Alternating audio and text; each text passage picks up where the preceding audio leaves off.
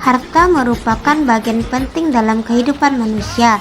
Dalam kehidupan sehari-hari, manusia bekerja dan melakukan aktivitas ekonomi untuk mendapatkan harta.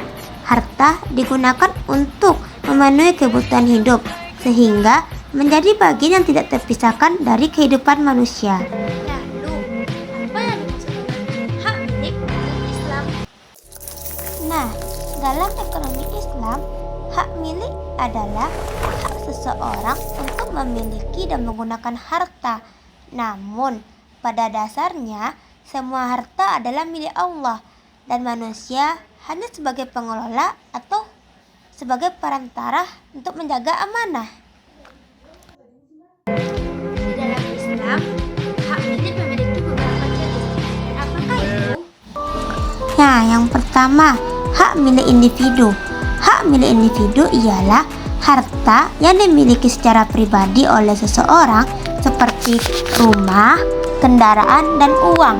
Namun, penggunanya tetap harus sesuai aturan dan tidak boleh merugikan orang lain. Nah, yang kedua yaitu hak milik umum.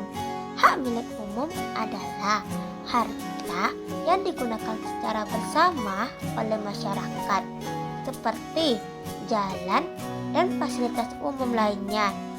Nah, harta ini tidak boleh dimiliki secara pribadi.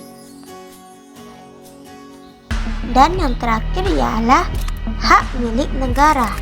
Hak milik negara ialah harta yang dikelola oleh pemerintah untuk kepentingan masyarakat.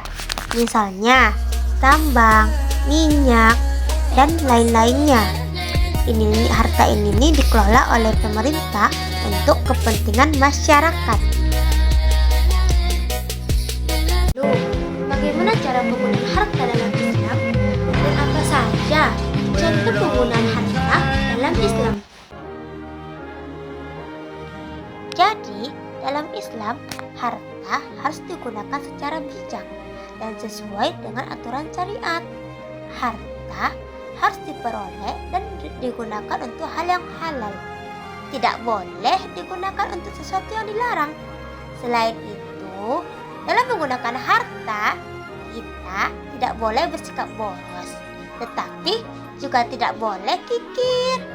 Artinya, penggunaan harta harus seimbang antara kebutuhan pribadi dan kepentingan sosial. Nah, contoh penggunaan harta dalam Islam antara lain seperti zakat, sedekah, dan wakaf.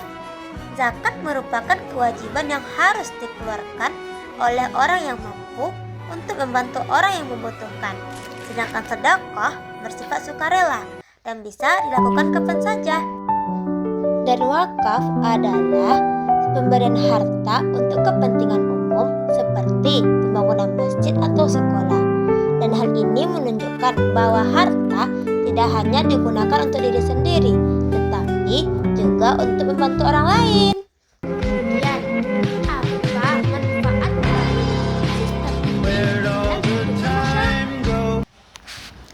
Nah, manfaat sistem ekonomi Islam menciptakan keseimbangan antara kepentingan pribadi dan kepentingan sosial, yang mana artinya setiap individu tetap diperbolehkan memiliki dan menggunakan harta, tetapi juga memiliki tanggung jawab untuk membantu orang lain. Nah, dengan adanya aturan seperti zakat, sedekah, dan larangan bersikap boros maupun kikir, harta tidak hanya beredar pada kelompok tertentu saja. Hal ini dapat mengurangi kesenjangan ekonomi, meningkatkan kesejahteraan masyarakat, serta menciptakan keadilan sosial dalam kehidupan sehari-hari.